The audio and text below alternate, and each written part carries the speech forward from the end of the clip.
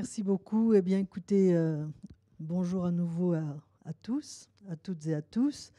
J'ai le redoutable honneur de commencer à m'exprimer. Et tel que vous me voyez, patiente ou non, je suis heureuse de vivre. Et grâce à qui? Grâce à vous tous, grâce à mes médecins.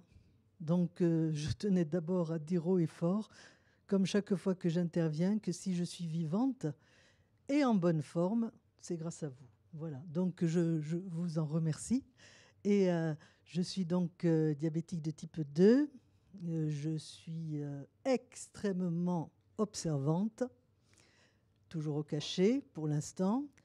Et je représente à la fois France Asso Santé. Vous avez vu, les amis de France Asso Santé m'ont demandé de porter leur badge, qui est quand même très important en taille. Et je suis aussi, comme je vous l'ai dit ce matin, représentante de la Fédération française des diabétiques, puisque je préside l'association locale d'Aix-Provence qui va jusqu'au Var, hors Marseille, puisque mon ami René Hulin préside l'association des diabétiques de Marseille. Mes amis m'ont fait l'honneur de me porter à la représentation régionale de toutes les AFD, de toutes les associations des diabétiques fédérées de la région Sud-PACA. Et nous avons réfléchi ensemble parce que nous prenons toujours les valeurs de travail en équipe. Nous avons réfléchi ensemble à la problématique d'aujourd'hui. J'ai réfléchi aussi avec mes amis qui sont de toute pathologie et qui sont incarnés, par exemple, tout près d'ici, par la maison des usagers que je coordonne, la maison des usagers de l'hôpital d'Aix-en-Provence qui réunit 12 associations de patients et d'aidants. Voilà. Donc, je leur ai dit, tenez, voilà un sujet ville-hôpital qui nous intéresse tous en tant qu'usagers, en tant que patients, en tant qu'amis de patients. Bon, on ne se définit pas par la maladie, je le répète, mais on se définit par la recherche de la qualité de la vie. Moi, c'est ce que je fais, obéissant évidemment à des mots d'ordre de la fédération, de la fédération des diabétiques, mais j'avais déjà en moi cette propension à l'amour de la vie. Voilà. Donc, contexte et enjeu, eh bien, nous avons réfléchi ensemble, et je vous le répète, c'est le fruit vraiment d'une réflexion commune. C'est vrai que l'accompagnement d'une personne porteuse d'une maladie chronique est délicat, est difficile. Il faut l'accompagner, c'est à tous les moments, hein, et à toutes les périodes critiques de sa maladie. Et voilà toute notre préoccupation. Or, ce que nous pouvons constater, c'est que l'accès, par exemple, à un médecin spécialiste, est parfois difficile, et on constate quand même qu'il faudrait étendre la formation. J'ai toujours été spécialiste de formation, et donc je transpose dans ma vie associative ma préoccupation de formation de représentants des usagers. Je suis représentante des usagers.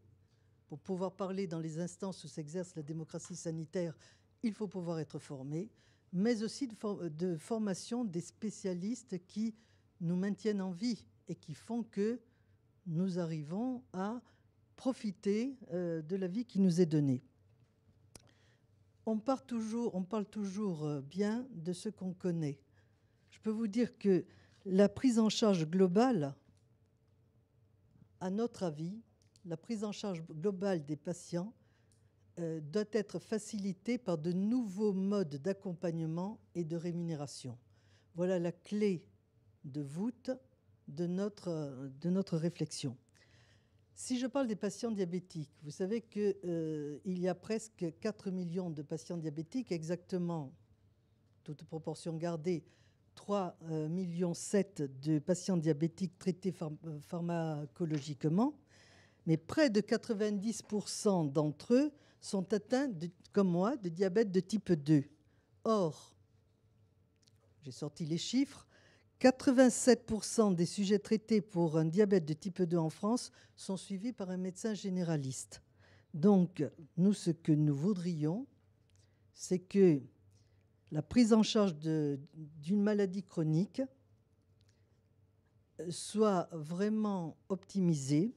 Hein, et pour cela, il faudrait que cette prise en charge de maladies chroniques soit faite aussi en ville, alors que ce qui est le plus souvent pris en charge en ville, historiquement, ce sont les pathologies aiguës. Voilà. Donc une médecine de ville construite, voilà ce que nous souhaitons, construite pour prendre en charge les pathologies chroniques. Et je me référais, et nous nous référions à un rapport de l'IGAS qui date déjà de quelques années.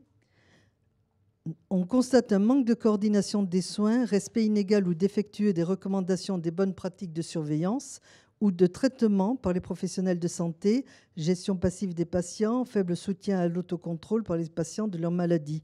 Bon, on constate quand même, il y a eu beaucoup de progrès dans ce sens, mais on constate quand même qu'il y a toujours peu de coordination entre ville et hôpital et qu'on observe un certain cloisonnement.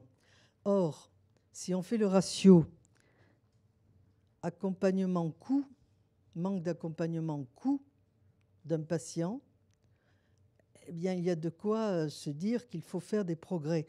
Si je me lève, vous voyez, si je me lève et que vous m'évaluez sur pied, vous pouvez dire que moi, en tant que personne atteinte de diabète de type 2, je coûte très exactement à la société, et je vous remercie de m'aider à vivre, 6 730 €. Et c'est le double pour une personne qui est passée à l'insuline en ce qui concerne les diabétiques.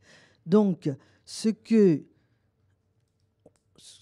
nous pensons, c'est que la coordination nécessaire et disons que le cloisonnement évité pourrait faire en sorte de nous faire épargner du coût, mais aussi pour la sécurité, pour la société, mais aussi nous faire gagner du temps et des moyens.